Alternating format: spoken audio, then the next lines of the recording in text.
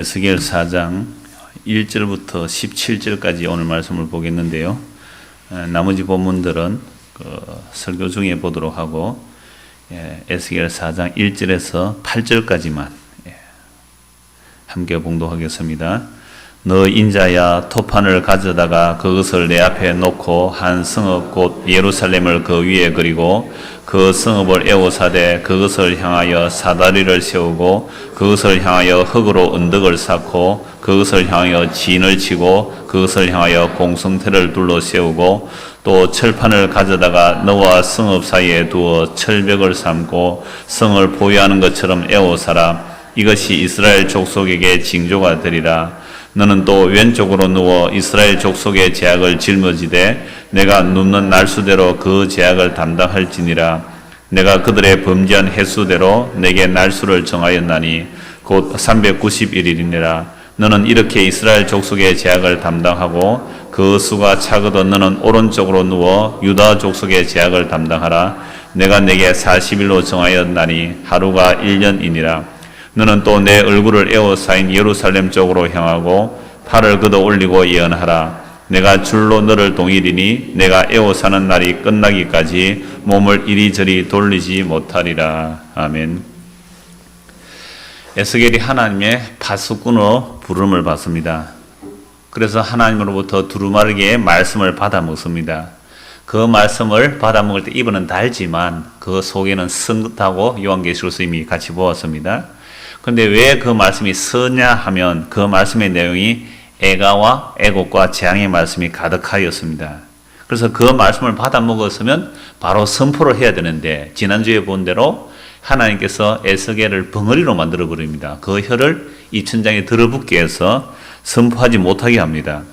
그럼 파수꾼이 벙어리가 되면 파수꾼의 기능을 못하지요. 그래서 이사야서에서 이미 보았습니다마는 이스라엘의 지도자들을 벙어리 개라고 했습니다. 지금 적들이 쳐들어오면 적들이 쳐들어온다고 고함을 질러야 되거든요. 그런데 이스라엘의 적은 사실은 아수르가 적이 아니고 바벨론이 적이 아닙니다. 아수르를 보내고 바벨론 보내신 하나님이 적이 되어서 오는 겁니다. 그러니까 이스라엘이 하나님을 반역하면 하나님이 이스라엘의 원수가 되는 것이죠.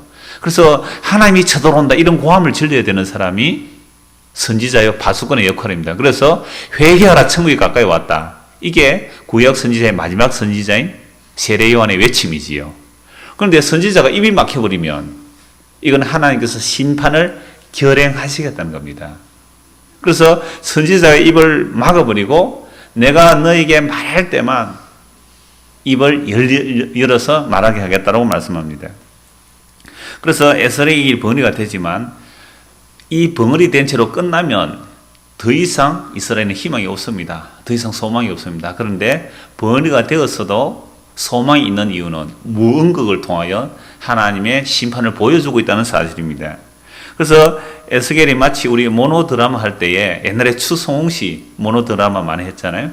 그런 것처럼 모노드라마를 하는데 말을 못하는 모노드라마예요. 깝깝하겠죠. 사람이 막 제스처는 하는데 말을 안 해요. 그러나 제스처를 잘하면 그것이 무엇인가를 어렴풋이 알아들을 수 있는 겁니다. 지금 이 에스겔이 모노드라마의 배우처럼 무언극을 하고 있습니다. 말을 못하고 그래서 무언극을 하는데 그 말로 하는 것보다 오히려 무언극을 통하여 더 집중시킬 수 있어요.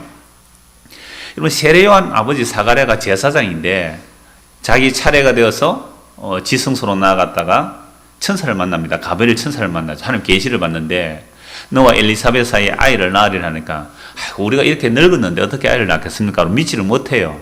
약속을 못 믿었다고 사가랴가 벙어리 되게 합니다. 그래서 좀 지체가 되고 나오는데 사가랴가 벙어리 돼서 말을 못해 손으로 막 형용을 하는 겁니다. 그래서 아이를 낳게 되고 아이 낳았을 때 이름을 뭐로 지을까요? 아버지가 물으니까 말을 못하니까 서판을 가져오라 해가지고 요한이라고 쓰니까 그제야 입이 열리잖아요. 무언극을 1년 동안 한 겁니다. 사가랴는. 입이 막힌 채로 벙어리 돼서 1년 지나면서 세례 요한을 증거했으니까 이 세례 요한이 특별한 사람이라는 것이 이제 보여지는 것이죠. 이런 무언극의 모습들은 성경에서 여러 모양으로 볼 수가 있습니다. 예수님도 그런 모습을 좀 보일 수가 있는데요. 현장에서 가늠하는 여인을 잡아왔을 때에 사람들이 이 여자를 어떻게 하겠느냐고. 모세율법은 돌로 쳐 죽여야 되는데 예수 당신은 어떻게 하겠느냐고. 그때 예수님께서 아무 말씀 안 하세요. 뭐하고만 계세요? 땅바닥에 글씨만 쓰고 계시는 것. 이것도 일종의 무언극입니다. 그러니까 사람들이 집중되었겠죠. 그 떠들던 사람들이 조용해졌을 때 천천히 일어나셔서 너희 중에 죄 없는 자가 돌로 치라 하면서 그 여인을 용서하시는 모습을 보게 됩니다. 자, 그러면 에스겔이요, 이런 무언극을 하는데 무려 1년 동안 합니다. 1년이 넘게 하죠. 390일, 40일 더하면 430일 정도 되는데 1년 넘게 아무 말도 안 하고 무언극을 하는 것이죠. 그러니까 사람들이 도대체 이 에스겔이 무엇을 하느냐. 그래서 에스겔 집 앞에는 막 연일 사람들이 인산인해를 이루었을 겁니다. 포로로 잡혀간 사람들이 야, 에스겔이 미쳤는가 보다. 얼마 전에 뭐 하나님의 영광을 보았다 그러더니만 말도 못하고 지금 이상한 행동하는데 한번 가보자 해서 바빌론 포로에서 잡혀온 사람 아마 다 보았을 거예요. 와서 보니까 정말 미친 짓을 하고 있는 것처럼 보이는 겁니다. 그래서 에스겔의 상징 행위 자체가 이스라엘을 심판하는 내용이 되는데 그 내용을 이제 차례대로 한번 살펴보겠습니다. 4장 1절에서 5장 4절까지가 에스겔의 무언극인데 5절 이후에 왜 그런 행동을 하는지를 하나님께서 말씀하십니다. 그럼 오늘은 4장 안에서만 에스겔의 상징 행위를 살펴보려고 합니다. 4장 1절에서 우선 3절까지 봅니다. 너 인자야, 토판을 가져다가 그것을 내 앞에 놓고 한 성읍 곧 예루살렘을 그 위에 그리고. 여기서 토판이라는 것은 지금도 옛 바빌론 지역에서 유물을 발굴하면요, 크다란 흙으로 된 구운 흙 벽돌이죠. 흙 벽돌에 적을 정복한 그림들, 그리고 조공을 바치는 그림들을 그 흙 토판에 새겨놓은 그림들이 지금도 발굴되고 있습니다. 그래서 뭐 북쪽에 아수르 왕 다음에는 또 바벨론 왕, 이들이 적을 정복하고 조공받은 그 그림으로 다 그려진 거, 여러분들 역사책 보면 그런 거 나옵니다. 그런 식으로 큰 토판을 가져다가 그림을 그리라는 거죠. 토판을 불에 굽기 전에 같으면 말랑말랑하기 때문에 잘 그려질 겁니다. 만약 불에 구운 토판 같으면 좀 딱딱한 조각칼 같은 것도 그려야 되는 거죠. 뭘 그리자면 예루살렘 성읍을 그리라는 겁니다. 그래서 큰 토판에다가 예루살렘의 성읍을 그리죠. 예루살렘 성읍은 예루살렘 성전이 있고 다윗 왕궁이 있고, 그리고 각 길과 연못들을 쭉 그리면요, 적어도 유다 백성들, 예루살렘을 보았던 유다 백성들은 그 토판에 있는 그림이 뭔지를 단번 알아차리죠. 저 에스겔이 예루살렘을 그리구나 알게 됩니다. 그리고 그렇게 그리고 나서 그 성읍을 토판을 가운데 두고 그 주변에다가 흙 무더기를 샀습니다. 옛날에 성을 공격할 때는 성벽과 함께 이쪽에도 흙벽을 쌓아가서 화살을 쏘든지 공격하든지, 아니면 또 사다리 같은 것, 여러분 우리 역사 드라마 보면 나오잖아요. 공격할 때 높다란 사다리 같은데 그 안에 사람들 화살을 쏘는 사람들이 있고 밑에는 사람들이 이렇게 방패를 가리고 밀고 가지 않습니까? 그게 사다리예요. 그 다음에 공성태, 성벽을 무너뜨리는 기계입니다. 큰 성문 부수는 것들도 있잖아요. 성문 부수는 큰 나무를 가지고 휘휘 돌리면서 성문 앞에 가서 치는 것, 그 다음에 뭐 돌을 던질 수 있는 기구, 얕은 공성태입니다. 그게 성벽을 무너뜨리는 기구들이죠. 이런 것들을 모형으로 만들어 가지고 예루살렘 토판 성 위에 쭉 이렇게 둘러놓습니다. 그럼 유다 백성들이 딱 보면 이게 뭡니까? 예루살렘이 포위되었다. 그리고 예루살렘이 저기에 의해서 파괴된다는 것을 보여주는 겁니다. 아직까지 에스겔이 바벨론 포로로 잡혀왔지만 예루살렘이 완전히 파괴된 것은 아니거든요. 1차, 2차, 3차, 마지막 3차 때 완전히 파괴되는데, 거짓 선지자들은 이렇게 말합니다. 우리가 비록 바벨론 포로로 잡혀왔지만 곧 돌아갈 것이라는 희망을 가지고 있잖아요. 근데 예레미야 선지자는 아니다, 가서 70년 동안 살아라 그러죠. 그래서 에스겔이 지금 말없이 무언극을 하면서 그 포로된 상황 또는 멸망할 상황을 보여주는 겁니다. 근데 이것보다 더 심각한 모습이 있는데요. 그게 3절입니다. 또 철판을 가져다가, 이 철판은 번철을, 그러니까 전병을 굽는 그런 철판입니다. 철판을 가져다가 너와 성읍 사이에 두어 철벽을 삼고 성을 포위하는 것처럼 에워싸라. 이것이 이스라엘 족속에게 징조가 되리라.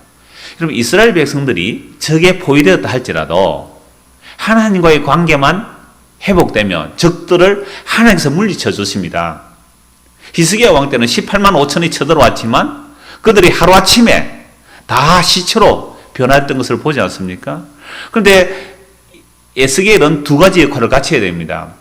하나님의 심판을 받는 이스라엘 백성을 대표하는 역할도 해야 되고, 에스겔이 또 하나님을 대신하는 역할도 합니다. 그러니까 역할을 혼자서 1인 2역을 하는 거죠. 하나님을 대신한 이스라엘 백성들을 책망하고 심판하는 역할도 해야 되고, 또 하나님으로부터 징벌을 받는 이스라엘 역할도 해야 되는 겁니다. 그래서 이 철판을 성읍과 에스겔 사이에 가로세웠다는 것은 에스겔이 하나님으로 보고 예루살렘 성읍이 이스라엘 보면 그 이스라엘과 하나님 사이에 뭐로 가려져 버리는 거죠? 철벽이 가려지는 겁니다. 부모 자식 간에 제일 문제가 뭐예요? 단절, 대화 단절 그런 거 아닙니까? 부부 사이도 제일 문제가 대화 단절 아닙니까? 이게 하나님과 이스라엘 사이에 단절이 된 것을 철판으로 보여주고 있는 겁니다. 그래서 이스라엘은 아무리 적이 쳐들어와도 하나님과의 관계만 회복되면 적들은 다 물러가게 됩니다. 그런데 하나님과 이스라엘 사이에 지금 철판이 가려져 있다는 거죠. 이사야 59장 2절에 이런 말씀이 있습니다. 오직 너희 죄악이 너희와 너희 하나님 사이를 갈라놓았고 너희 죄가 그의 얼굴을 가려서 너희에게서 듣지 않으시게 함이니라. 하나님과 이스라엘 사이를 갈라놓은 것, 그것은 이스라엘의 죄라는 겁니다. 너희 죄가 하나님의 얼굴을 가려서 너희의 기도가 하나님께서 듣지 않으신다는 겁니다. 이스라엘 기도를 하나님이 안 듣는다는 거죠. 죄악이 가리고 있다는 겁니다. 그래서 이스라엘 죄악이 하나님과 이스라엘 사이를 가려놓은 것처럼 지금 철판을 그 모형된 성읍과 에스겔 사이에 가려놓고 하나님과 우리 사이가 이렇게 막혀있다는 것을 보여주는 겁니다. 오늘 우리는 어떠합니까? 우리의 삶의 형편이 어려워지고 또 우리의 삶이 형편이 막혀지는 것, 이거 두려워하지 않습니까? 나의 직장은 안전할까? 나의 은퇴 후의 대책은 이런 거 걱정이 되지 않습니까? 사업하시는 분부터 내 사업이 어떻게 될까? 그런 염려가 없습니까? 우리나라 경제 상황이 좋아질까 나빠질까 이런 데 관심이 없습니까? 또 교회에 목사 같으면 우리 교회 운영이 제대로 될까? 여러분 이런 두려움들 사람들이 다 올 수가 있죠. 그런데 이러한 두려움들보다 여호와가 더 두려워야 됩니다. 세상이 걱정 근심 다 해요 우리들. 우리 청년들도 오늘 여기 크리스마스 소품 만든다고 이때가 피곤해가지고 앉아있는데 고생했어요. 소품 만든다고. 그리고 소품 만들고 있으면서도 나는 무엇을 할까, 어디를 갈까, 어떤 일을 해야 될지 걱정 다 하실 거예요. 걱정 안 돼요? 안 되는 것 같아요. 보니까 표정이 아주 좋습니다. 믿음이 좋아서 걱정이 안 되는지, 걱정을 안 해서 걱정 안 하는지는 잘 모르겠습니다만은 대부분 이래요.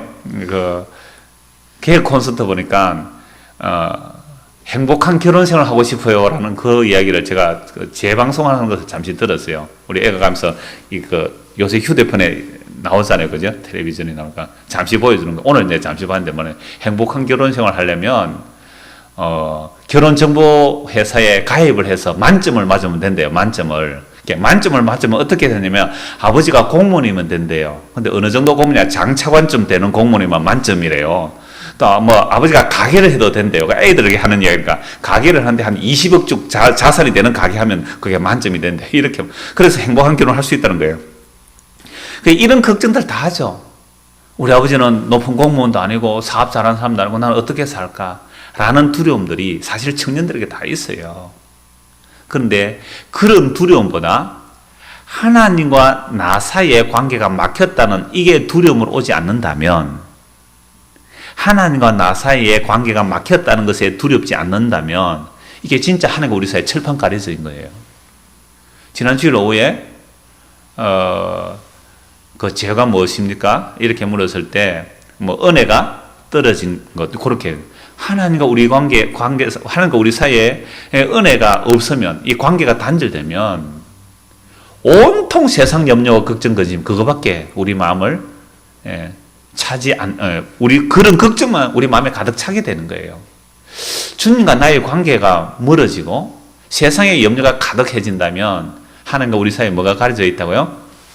철판이 가려져 있는 거예요. 이건요, 경제적 위기보다 더 위기입니다. 이건 내 삶의 걱정, 근심, 염려보다 더 위기가 하나님과 우리 사이에 철판이 가려져 있는 겁니다. 이건 정말 심판을 보여주는 것이거든요. 이게 첫째 에스겔의 상징회의입니다. 적들이 둘러치는 거 그거 걱정 없어요. 적들은 얼마든지 주님께서 한 번 말하시면, 한 번 말씀하시면 적들은 다 물러가게 됩니다. 그러니까 정작 문제는 칠판이 이스라엘 백성과 하나님 사이에 가려지면 이건 그대로 심판이에요. 그래서 이스라엘 백성이 지금 바벨론 포로로 잡혀왔다는 것은 하나님과의 관계가 깨어진 겁니다. 아까 이사야 말씀 보았던 것처럼 하나님과 이스라엘 백성들의 제약이 가득했기 때문에 지금 바벨론의 포로로 잡혀와 있다는 겁니다. 그러나 아직도 이 상징적인 행위를 하고 있다는 것에 대해서는 뭐가 있습니까? 소망은 있습니다. 이런 상징 행위도 보여주지 않으면 말로 하다가 안 되는 건 지금 상징 행위로 보여주고 있거든요. 이 상징 행위조차도 안 하면 그건 정말 그때는 끝이라는 말이죠. 두 번째입니다. 너는 또 왼쪽으로 누워 이스라엘 족속의 제약을 짊어지되 내가 눕는 날수대로 그 제약을 담당할지라. 내가 그들의 범죄한 횟수대로 내게 날수를 정하였나니 곧 390일이니라. 너는 이렇게 이스라엘 족속의 제약을 담당하고, 그 성읍을 만들어 놓고 거기서 왼쪽을 뭐로 눕는 겁니다. 뭐로 누워서 390일. 그러니까 24시간 누워 있는 건 아니겠죠. 출퇴근하듯이. 그래서 백성들이 오면 뭐 아침에 9시에 출근해서 오후 다시 퇴근하는 것 같으면 그 동안 누워 있어야 되는 거죠. 390일을 왼쪽으로. 그건 390을 하루를 1년으로 계산한 겁니다. 그럼 에스겔 당시로부터 390일을 서급에 올라가면 북이스라엘의 죄만 말하는 거 아닙니다. 솔로몬 시대까지 서급에 올라갑니다. 솔로몬 시대 성전을 만들지 않았습니까? 그 성전 만들었는데 솔로몬 성전 짓고 나자마자 뭐 했습니까? 우상 숭배했잖아요. 온갖 정략 결혼해서 이방 왕들의 공주를 데리고 왔으니까 그들이 들어오면서 온갖 우상을 다 가지고 들어온 겁니다. 그래서 이스라엘 나라에 온갖 우상이 가득했기 때문에 솔로몬 시대부터 바벨론 포로 잡혀까지 끊임없는 우상 숭배가 가득했다는 것을 보여주는데, 이 에스겔이 390일 동안 누워서 390년 동안 우리는 우상 숭배한 죄인이라고 보여주는 거예요. 이게 두 번째 상징 행위입니다. 그럼 이것은 대속의 의미가 있는가, 아니면 그냥 벌 받는 것을 보여주는가? 학자들이, 대부분의 학자는 그냥 벌 받는 것을 보여준다. 왜 벌 받는 것을 보여주냐면 예루살렘 멸망을 막지 못했기 때문에. 에스겔이 390일을 그렇게 누워 있어도 예루살렘 멸망을 못 막았기 때문에 대속의 의미는 없고 벌 받는 것을 보여주는 상징 행위다, 그렇게 말합니다. 근데 진멀리라는 사람은 그렇게 안 보죠. 아니다, 이거 대속의 의미가 있다. 이사야 53장에 보면 그 고난받는 종이 대신 고난을 당하고, 그리고 도수장에 끌려가는 어린 양이 잠잠함같이 그 입을 열지 아니했다. 이사야 53장 나옵니다. 그래서 입이 벙어리 된 이 에스겔이 그 이사야 53장 고난과 함께 대속의 고난도 있다라고 보는 거죠. 그래서 저는 두 가지를 함께 봅니다. 에스겔이 390일을 한쪽으로 모아서 그 이스라엘 백성의 죄를 담당하는 것은 우리가 죄를 지었기 때문에 이렇게 벌을 받습니다라는 것도 보여주지만, 또 대신 벌을 받는, 궁극적으로 예수 그리스도 대신 벌을 받는 대속의 의미도 함께 들어있다고 보는 것이죠. 그 다음에 또 40일은 또 오른쪽으로 누우라는 거죠. 이 40일은 유다에 대한 것이라고 말씀하는데, 바로 바벨론 포로에 잡혀오면서 또 앞으로 바벨론 포로에서 남은 기간 전체를 40일로 보면 됩니다. 그러면 390일과 40일 합하면 얼마죠? 430일이죠. 그 430일이 애굽에서 포로 생활한 게 430년이 됩니다. 그러면 이스라엘 백성들이 애굽에 첫 포로 잡혀가면서 마지막 포로가 돌아오기까지 70년 걸리는데 그 70년도 430년과 이꼴이 될 수 있는 것이죠. 그래서 이스라엘 백성들의 재앙을 담당하는 날이 390일과 40일을 그렇게 모로 누워서 지내고, 그 다음에 줄로 이렇게 자기를 몸을 칭칭 감아가지고 꼼짝도 못하는 포로된 상태, 그걸 보여주는 것이 두 번째 상징행위입니다. 그리고 이렇게 390일 동안 또 40일 동안 모로 누워서 지내는 그때에 음식을 먹는 것이 세 번째 상징행위가 나오는데 9절입니다. 너는 밀과 보리와 콩과 팥과 조와 기리를 가져다가 한 그릇에 담고 너를 위해 떡을 만들어 내가 옆으로 눕는 날수 곧 390일 동안 먹되, 여기서 밀, 보리, 콩, 팥, 조, 기리 6가지 곡식, 작곡이죠. 이것을 보리떡처럼 만들어서 먹어라. 그런데 이 6가지 곡물을 보리떡처럼 만들어서 개에게 주니까요, 개도 안 먹더랍니다. 그 정도로 거친 음식, 함부로 먹을 수 없는 그런 거친 음식입니다. 그리고 음식물을 달아서 하루 23개씩 때를 따라 먹고 물도 6분의 1 흰씩 되어서 때를 따라 마시라. 요 양은 한 끼 식사 양에 미치지 못할 그 정도의 식사입니다. 그러니까 하루 3끼를 먹어야 되는데 하루에 한 끼밖에 못 먹는 거예요. 그것도 저울에 딱 달았어. 여러분, 저울에 음식을 달아 먹는다는 말은 흉년이 되면 음식을 나눠 먹어야 돼요. 풍족하게 못 먹기 때문에. 그러니까 하루에 한 끼 먹고 지금 이게 무언 걸 1년 동안 이렇게 하는 거예요. 얼마나 고통스러울까요? 본인이.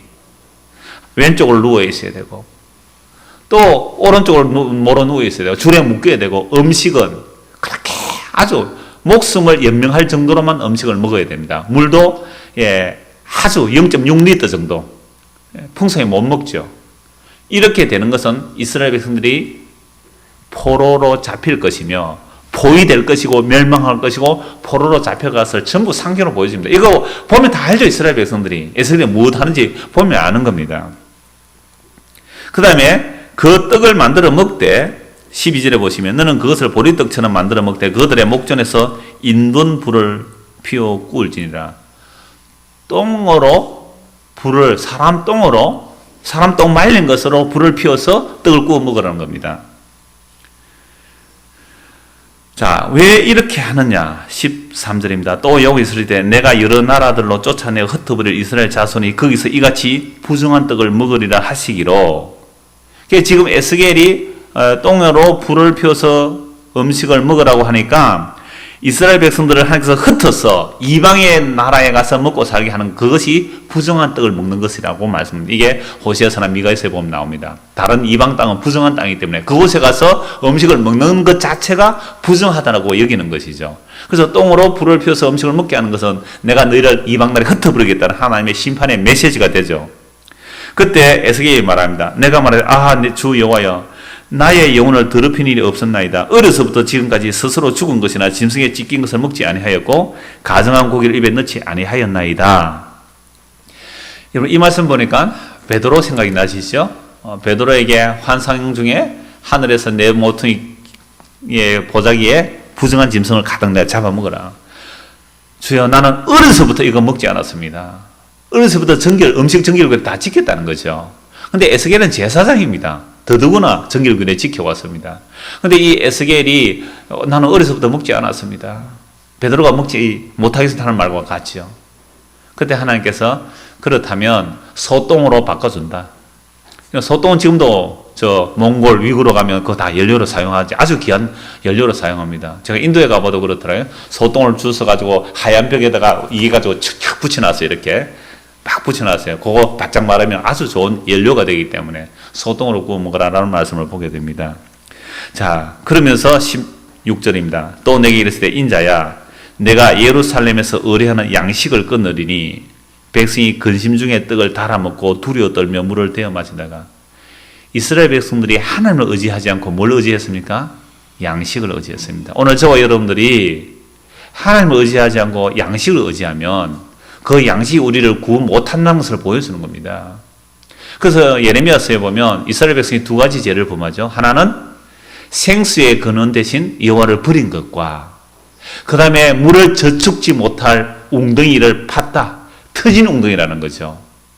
우리는 늘 이렇게 생각합니다. 이 자본주의 사회 속에서 내가 내 주머니를 든든하게 채우면 그것이 나를 살리는 줄 알고 산다면 이게 이스라엘 백성들이 여호와를 의뢰하지 못하는 모습과 똑같은 거예요. 오늘 예수를 믿는 사람이 예수를 믿는 게 아니고 뭘 믿고 살아요? 세상의 경제적인 힘을 믿고 산다면 이건 이스라엘 백성이 하나님을 반역한 것이나 오늘 우리가 예수를 안 믿는 것이나 똑같은 말이라 이 말이죠.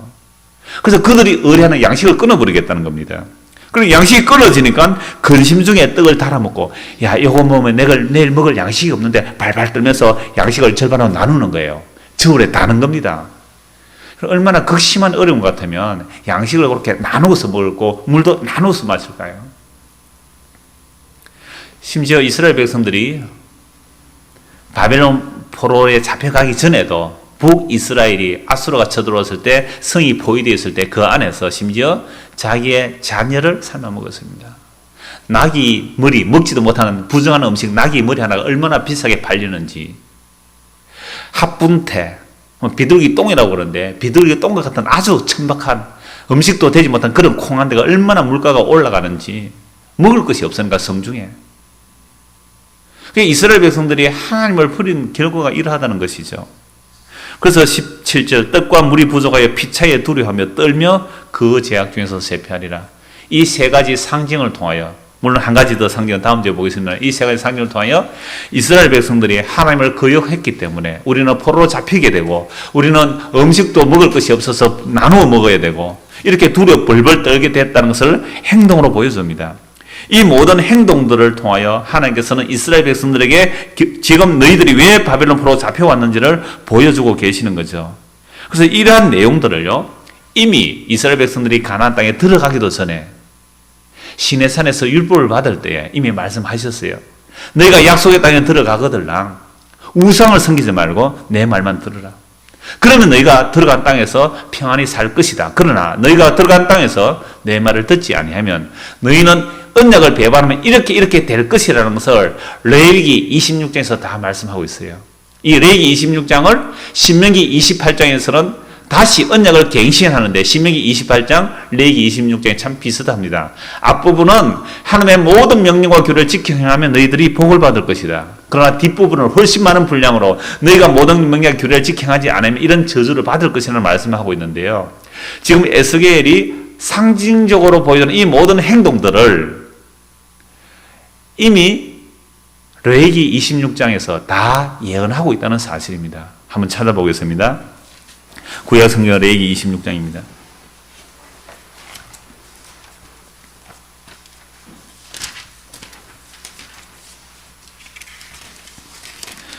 분량이 굉장히 많죠.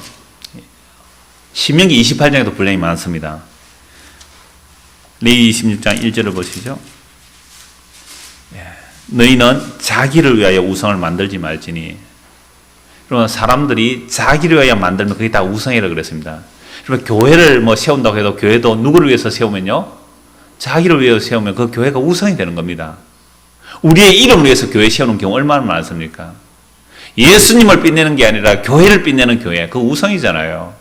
자기 이름을 위한 교회, 내가 다니는 교회니까 교회가 빛이 나야 된다고. 그래서 교회가 세상 사람들보다 더 높아져야 되고 세상 사람보다 영광을 받아야 된다고.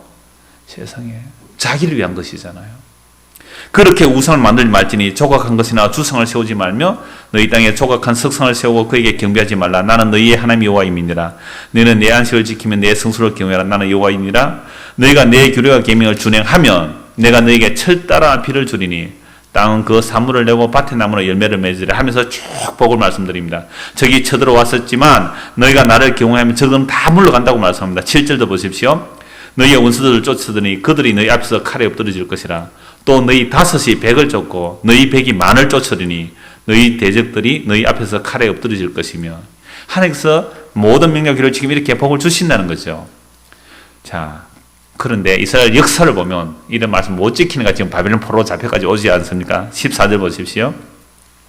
그러나 너희가 내게 청종하지 아니하여 이 모든 명령을 준행하지 아니하며 내 규례를 멸시하며 내 마음에 내 법도를 싫어하며 내 모든 계명을 준행하지 아니하며 내 언약을 배반할진대 내가 이같이 너희에게 행하리니 곧 내가 너희에게 놀라운 재앙을 내려 폐병과 열병으로 눈이 어둡고 생명이 쇠약하게 할 것이요 너희가 파종한 것은 헛되리니 너희의 대적이 그것을 먹을 것임이며 내가 너희를 치리니. 누가 친다고요?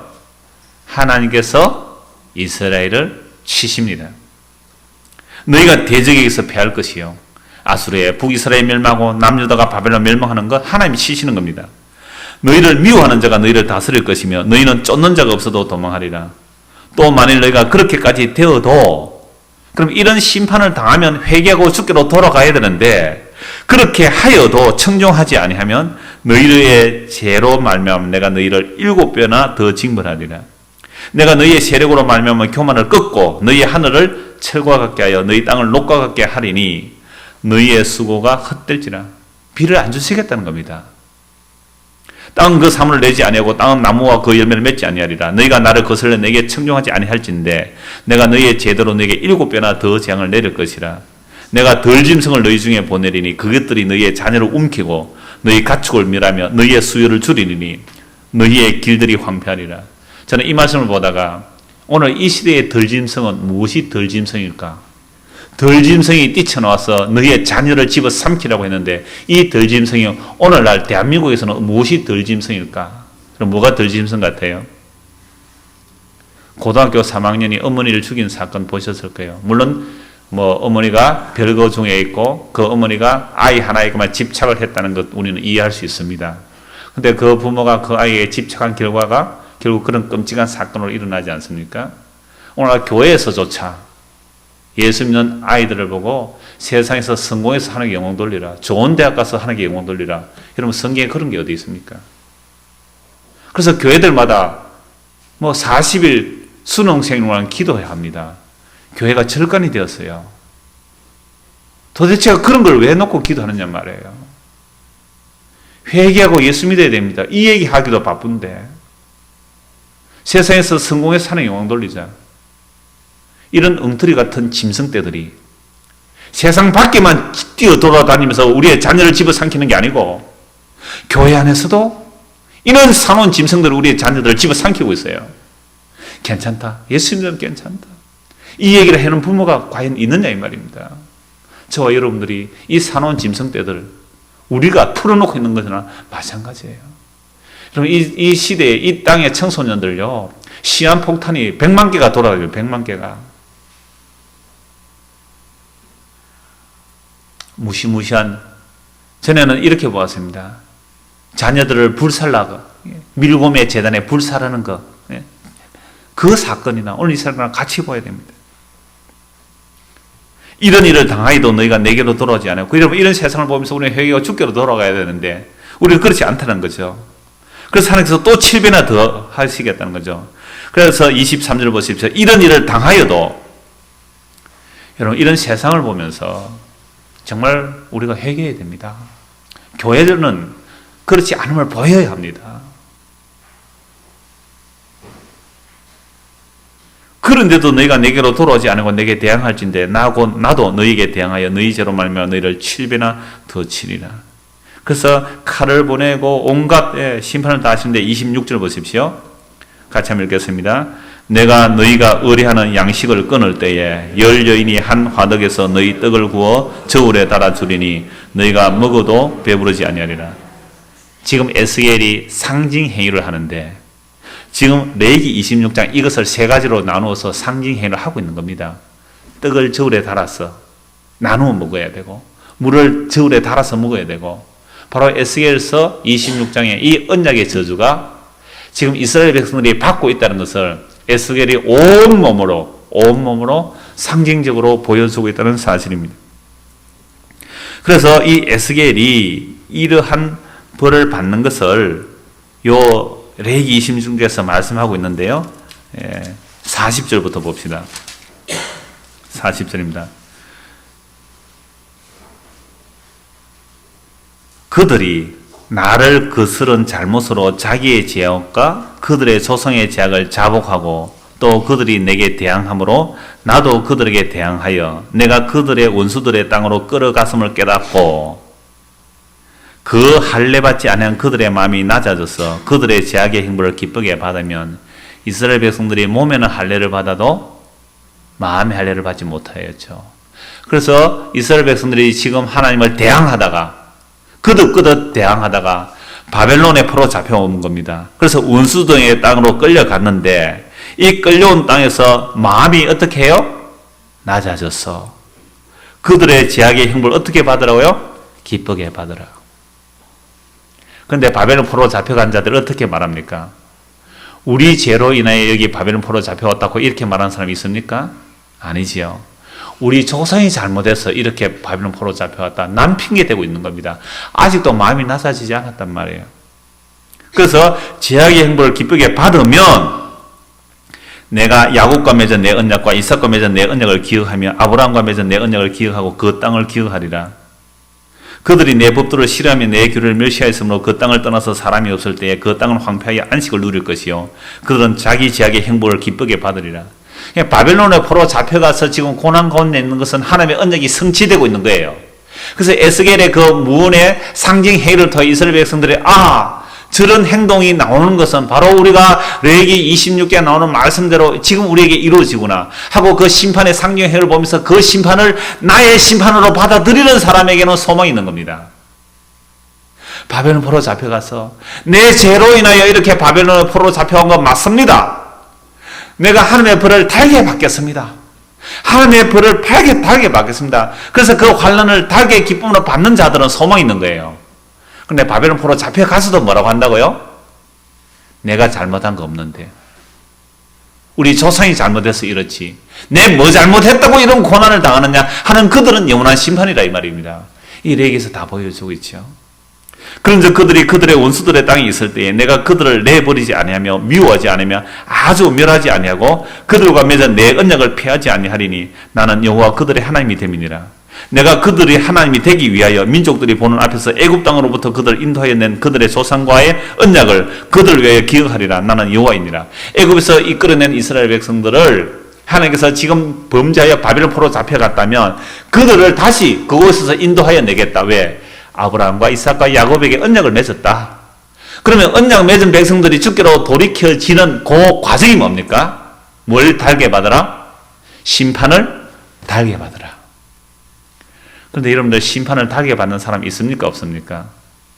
여러분들에게 어떤 환난이나 어려움, 경제적인 어려움, 또는 건강의 어려움, 또 집안의 어려움, 가정의 어려움들이 올 때에 주여 나는 내 지은 죄로 인하여 이런 벌을 받아도 지극히 당연합니다. 그런 사람 있어요?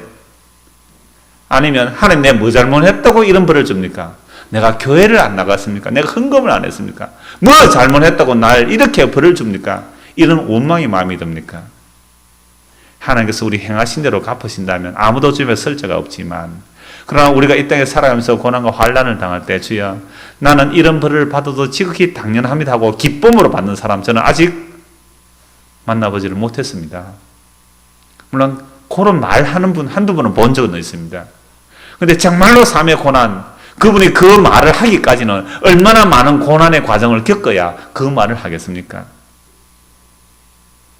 그래서 에스겔의 상징 행위를 보면서 내가 하나님의 언약을 배반하여 이렇게 포로 잡혀온 것은 내 죄를 인함입니다 라고 순순히 하나님의 벌을 받아들이고 그 순순히 하나님의 징벌을 받아들이는 그 사람을 하나님께서 언약을 기억하시고 그들을 돌이켜 주시겠다고 하시거든요. 근데 그런 자가 없어요. 이스라엘 역사 속에도 없고 우리 가운데도 없고 그래서 예수님께서 홀로 그 하나님의 심판과 저주를 받아들이세요. 순순히. 그래서 예수님은 하나님의 뜻을 이루는 일이 자신의 양식이라고 하셨습니다. 그래서 십자가 기쁨으로 지고 갔죠. 물론 나의 하나님 어찌 나를 버리시나이까 이거 잔 비켜주시면 안 됩니까? 라고 기도했지만 아버지의 뜻을 이루어 오셨기 때문에 묵묵히 십자가로 걸어가신 예수님, 그 예수님이 바로 우리의 죄를 두 가지 보여준다 그랬죠. 우리의 죄를 대신 담당하는 것도 있고 그게 대속입니다. 또 벌을 받는 것도 있고 그래서 예수님의 십자가는 두 가지 같이 들어갑니다. 우리의 죄를 짊어졌기 때문에 죄에 대한 벌입니다. 십자가는요. 또 하나 뭐라고요? 그게 대속입니다. 그래서 에스겔이 그걸 보여주는 거죠. 벌을 받는 것을 보여주면서 또한 죄를 대신 담당함을 보여주고 있는 겁니다. 그래서 예수님의 십자가는 두 가지 다 들어가요. 우리의 죄를 담당하셨기 때문에 예수님의 벌을 받는 것이 십자가의 저주예요. 버림받는 거예요. 영원한 심판입니다. 그리고 또 하나 대속의 의무가 있죠. 그래서 예수님 십자가에 죽고 있었을 때 완전히 버림받는 겁니다. 그러나 하나님께서 예수님을 다시 살려내시고 부활시키심으로 예수님이 오르심을 드러내고 그 부활하신 예수님께서 하나님의 보좌 우편에 계시면서 성령을 이제 보내주시는 분이 되십니다. 그래서 부활하신 예수님이 성령을 보내시면 성령이 임한 자는 놀랍게 어떤 일들이 일어나느냐면요. 우리가 이 땅에서 환난을 당할 때 고난을 당할 때 기쁨으로 여길 수가 있게 됩니다. 이거 기적이에요. 이건 우리 힘으로 안 됩니다. 우리는 환난 당하면 짜증부터 먼저 나오죠. 누구 때문에 이런 어려움이 왔느냐? 당신 때문에 왔다는 거죠. 아니면 당신 때문에 왔다는 겁니다. 서로 싸우는 거 아닙니까? 그러니까 우리는 성령이 임하면 환난, 고난 이것이 자기 잘못에서 오는 것들도 있을 수 있죠. 그런 것은 핑계대면 안 됩니다. 이 말씀 두 것만 찾아보고 오늘 말씀을 맺겠습니다. 신약 성경 베드로전서 4장입니다. 베드로전서 4장.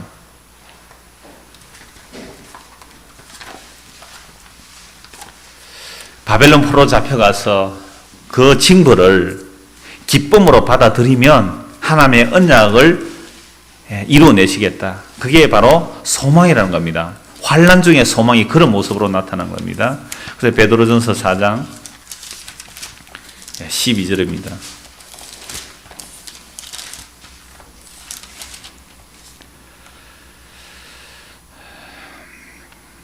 사랑하는 자들아, 너희를 연단하려고 오는 불시험을 이상한 일 당하는 것 같이 이상히 여기지 말고 오히려 너희가 그리스도의 고난에 참여하는 것으로 즐거워하라. 이는 그의 영광을 나타내실 때에 너희로 즐거워하고 기뻐하게 하려 함이라. 너희가 그리스도의 이름으로 치욕을 당하면 복 있는 자로다. 영광의 영 곧 하나님의 영이 너희 위에 계심이라. 바벨론 포로 잡혀가던 자들 중에 그 벌을 달게 받아들이는 자, 그런 사람은 하나님의 언약이 그 안에 이루어져서 회복시켜 주신다고 말씀하는 거죠. 그러면 오늘 베드로 사도가 흩어진 하나님의 백성들에게 편지하면서 사랑하는 자들아, 너희를 연단하려고 하는 불시험을 이상한 일 당하는 것 같이 이상히 여기지 말고 오히려 너희가 그리스도의 고난에 참여하는 것으로 뭐하라고요? 즐거워하라. 고난이 오는데 즐거워할 그런 정신 나간 사람이 어디 있겠습니까? 그런데 주의 성령이 임하면 그리스도의 고난으로 즐거워할 수 있다는 사실이에요. 그래서 고난이 오면 어떤 분을 만나네 그래요. 이 고난 통하여 하나님께서 또 다른 하나님의 뜻을 알려주시니까 기대가 된다는 그런 분을 만나봤습니다. 참 드물지만 그분이 그 과정까지 얼마나 많은 고난이 있었겠어요. 근데 이제는 고난이 오니까 그래, 이 일을 통해 하나님께서 또 다른 하나님의 은혜와 사랑을 깨닫게 하시려고 이런 일을 주시구나. 기대가 된대요. 그래서 너희로 즐거워 기뻐하게 하려면 너희가 그리스도의 이름입니다. 예수 믿는 것 때문에 고난이 와야 돼요. 여러분, 예수를 믿는 사람은 돈을 믿지 않습니다. 그래서 만약에 나는 예수님을 믿습니다 라고 하면요, 돈을 믿는 가정에서 핍박받습니다. 너는 돈도 벌어오지 못하면서 집에 밥이나 축내고 있나? 저리 나가라. 저는 예수님을 믿는데요. 예수 믿는 게 돈 주더나? 저리 나가라. 핍박받게 돼 있어요. 그게 예수 이름으로. 물론 자기 일하기 싫어서 백수로 놀면서 하면 안 되죠. 3D라도 일은 열심히 하세요. 그러니까 정말로 세상의 것을 추구하는 가정에서 예수 믿는 믿음 때문에 핍박받는다면 즐거워하십시오. 그런데 교회도 마찬가지입니다. 교회가 힘을 추구하는 교회. 우리가 세상에서 뛰어난 교회가 되기 위해서 계속 힘을 추구하는 겁니다. 그래서 목사들이 외치는 바가 대부분 결국 힘을 키우자는 이야기밖에 안 돼요. 힘 빼자는 이야기가 아니란 말이죠. 힘을 키우자는 거죠. 그런 교회에서 우리는 예수님을 믿어야 됩니다 하면 교회에서 핍박받을 거예요. 그게 그리스도의 이름으로 핍박받는 겁니다. 그럴 때 뭐라고요? 즐거워하십시오. 하나님 나라가 너희의 것이라 그러잖아요. 그리스도의 영, 즉 영광의 영이 누구에게 임한다고요? 예수 그리스도의 이름으로 치욕받는 그들과 함께 하신다는 겁니다.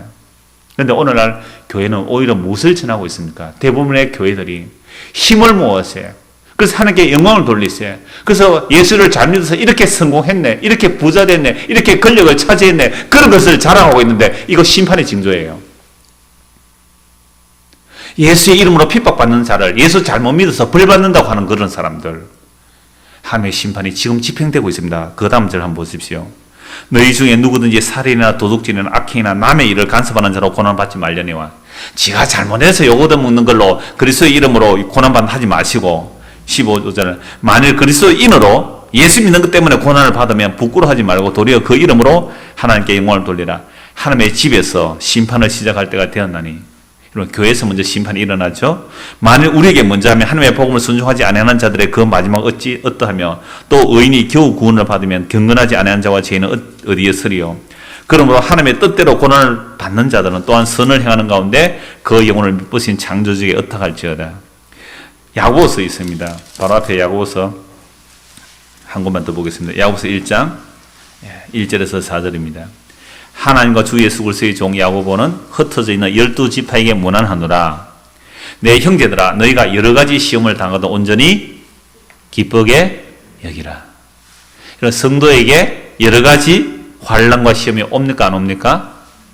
이건 선택사항이 아닙니다. 필수사항이에요. 반드시 오게 됩니다. 성도에게는. 왜 성도에게 반드시 환난이 옵니까?